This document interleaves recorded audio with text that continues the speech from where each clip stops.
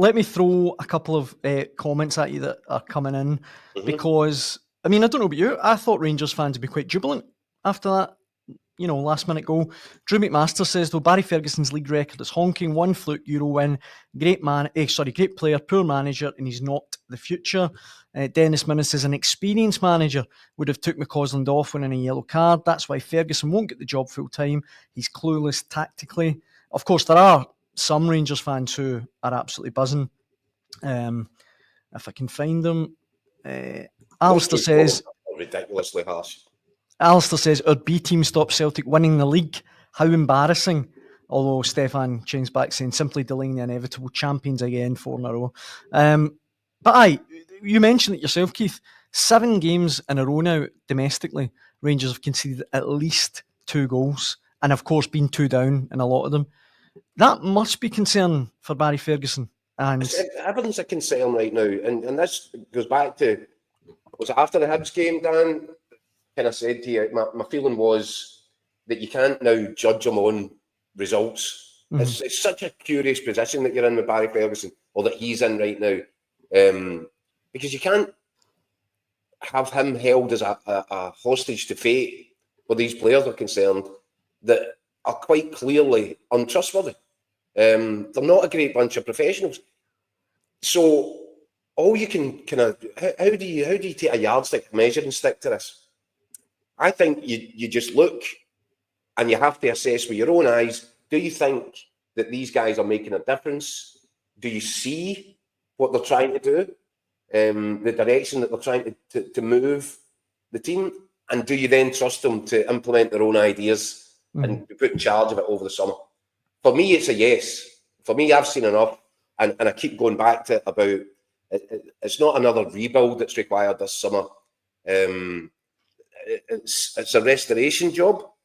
And if you're going to restore something, you need to have a very good idea in your mind of what exactly it is that it's meant to look like when the job's done, what this restoration looks like. These guys are the guys that absolutely know that inside and out. And I think there's a danger if Rangers go another way at this specific moment in time, they could just drift again and drift away from, and they've been in drift mode now for quite some considerable time. And look what it's got them. I've mentioned it before that the Rangers fans will never say that their teams are relevant because their team means everything to them, right? So I get that, and it's an emotive word to use, but I keep coming back to it. In terms of the title, domestic title, they have rendered themselves an irrelevance. It's one title won in 14 years. Celtic are winning that 13-1. So they for me, they really need urgent action. You kind of look at the Kavanagh 49ers takeover. I think there's a bit of frustration growing that it's not, not yet all signed and sealed. But you would hope from a Rangers perspective that business gets concluded soon, and soon enough that it gives Andrew Kavanagh time to implement whatever his ideas are for next season. For me, I think the safe thing right now for him, because there's so much work to do, would be to sit Barry Ferguson and his coaching staff down and say, look, you guys are, we can see the effort and the energy that you're putting into this.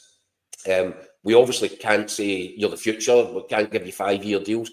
What would be so wrong about giving them a 1-year rolling contract? Because at least you give yourself a fighting chance of starting next season on the front foot. And the longer it goes, with no activity, no strategy, no sort of clear sign of direction, the more chance it is that they just drift again into next season. And Celtic will do what they always do. They'll hit the ground running. Brendan Rodgers will make improvements over the summer. Celtic will strengthen. And, it's becoming a very familiar story. Rangers need to try to do something about, breaking up this monotony. It's interesting, because Swanee, I think he's quite right in what he says. I give Rangers a real chance on Thursday night, because I completely agree with Swanee. Bilbao didn't look that comfortable for, yes, they had a load of possession in the game, plenty of the ball, but they never really looked like hurting Rangers. They never really look like getting through. Rangers will strengthen in terms of the starting lineup. John Souttar will come back in defensively. They'll be stronger.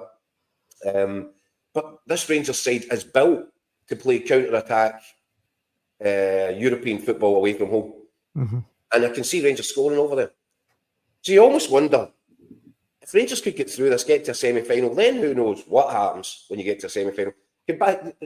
Is it conceivable somewhere in the wildest imagination that Barry Ferguson wins a European competition for Rangers, doesn't get a contract, just basically does a mic drop and gets a statue at the end of the season? Is that what we're heading?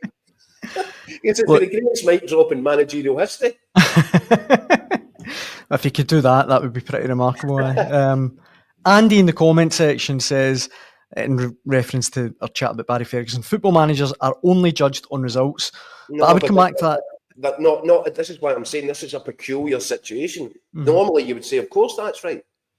But Barry Ferguson has went into a situation here. Someone else's group of players is, in fact, 3 or 4 previous managers that have put this group of players together. I've always referred to Sunderland as the poster boys for this. When you get a squad which has been built by 4, 5, 6, 7 different managers, 7 different managers' signings in the one dressing room, it's a recipe for disaster.